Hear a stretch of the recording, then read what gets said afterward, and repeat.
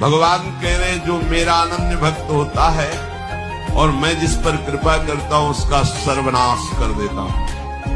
दूसरी बंधु विच्छेदम, परिवार का कोई प्यार नहीं कर सकता उसे, ये मैं रचना रचूंगा।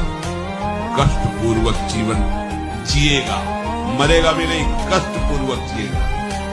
जितने अमंगल, जितनी कामनाएं जो हमें आज तक संसार में दंड देती रही, सर्वनाश कर देता हूं। किसका? हम तो हम सर्व पापे विमोक्षिष्यामि मां शुचा, सर्वनाश कर देता हूं उनका जो मेरे शरणागत को स्वप्न में भी दुख देने की बात सोचे, चाहे वो कर्म हो या कोई भी हो। भाई, माता, पिता, परिवार, उसका मैं बन जाता हूं, मैं उसका भाई बन जाता हूं, मैं उसका दोस्त बन जाता हूं, मैं उसकी मां बन जाता हूं। सारे संबंधों का पोषण मैं करता हूं स्वयं।